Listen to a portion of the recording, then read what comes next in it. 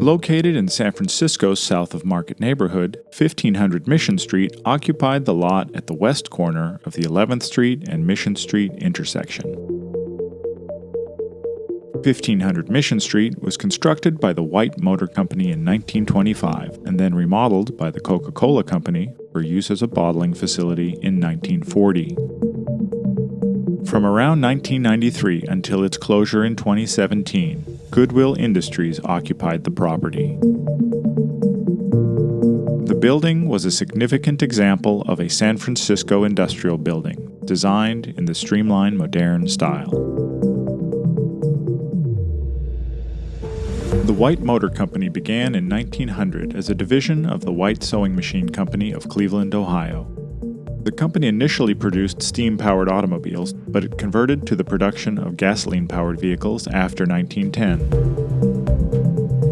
In the early 1920s, the White Motor Company stopped making automobiles to focus on trucks, tractors, and buses. With an eye towards sales, in 1925, the White Motor Company built a new classical revival-style building at 1500 Mission as a sales and service center for their trucks and buses.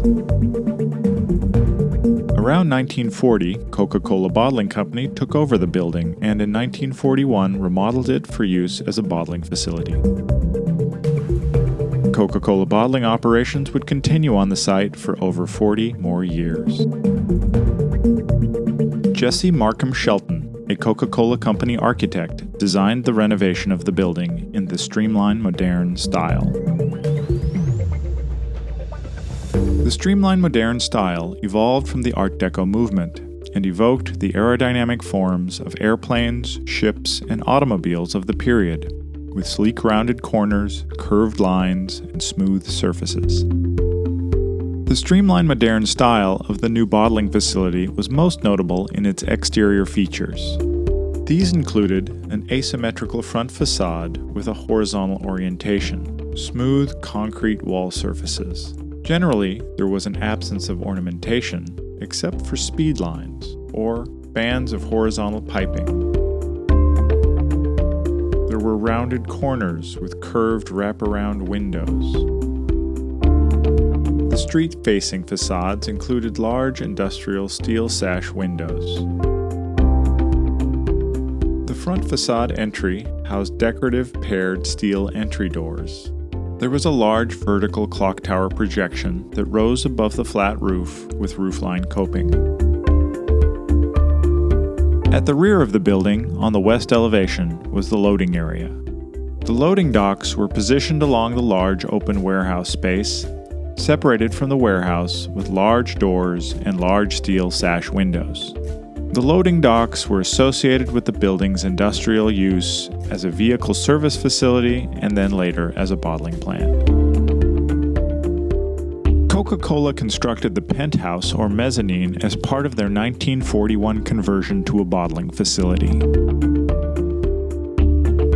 The mezzanine provided access to both the clock tower and the roof of the building.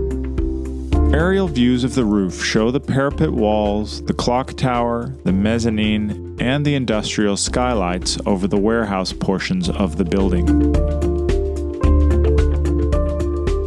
Along the Mission Street facade, the primary public entrance was through a pair of decorative steel doors in the base of the clock tower.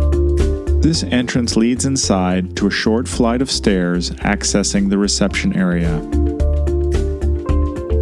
The interior of the building has undergone several modifications in the 1960s, 1970s, 1990s, and most recently in 2010 and 2012. While under Coca-Cola's ownership in the late 1960s, the front office and administration area alterations included the removal and replacement of several partition walls and installation of new finishes, electrical, and plumbing fixtures.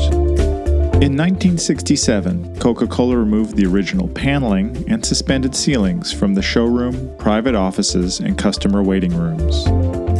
In the 1970s, Coca-Cola expanded the bottling plant, further altering interior offices and warehouse spaces. Other significant interior remodels took place between 1993 and 1995 when Goodwill Industries International, Incorporated moved into the building. Modifications included a full reconfiguration of the ground floor office and administration spaces to feature new work and reception areas, a community room, and dining facilities. The most recent interior alterations were completed in 2010 and 2012. At the rear of the building, inside the loading docks, was the warehouse.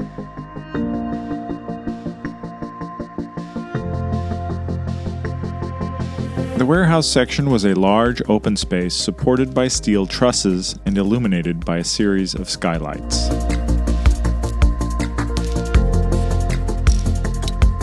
Large, multi-pane steel sash industrial windows along the side walls also served to light the warehouse interior.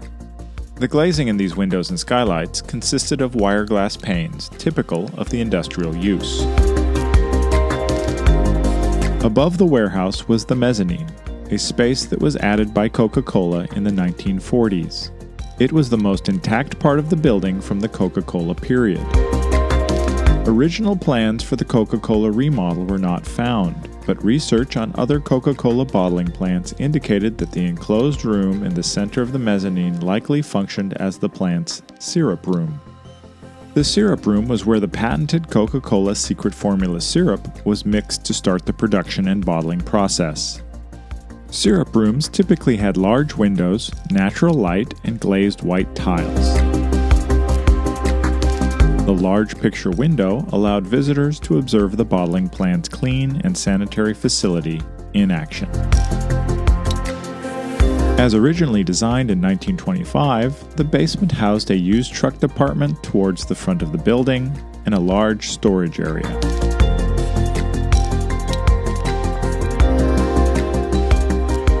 The basement of 1500 Mission Street was utilitarian in function and design, with concrete floors, concrete block walls, wire glass windows at sidewalk level, and exposed mechanical systems. It also housed employee locker rooms, washrooms, and toilets.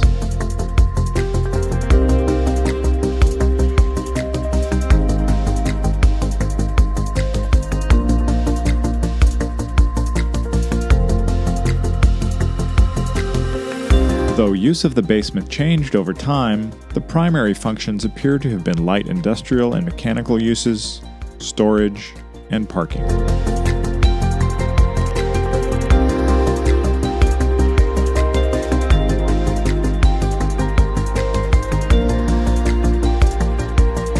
In 2017, the basement still contained the original vault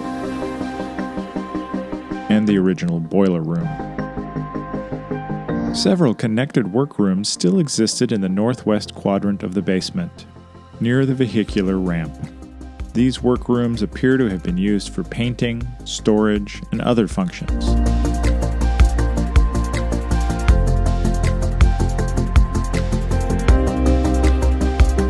During Goodwill's ownership of the building, the employee areas had been remodeled and relocated.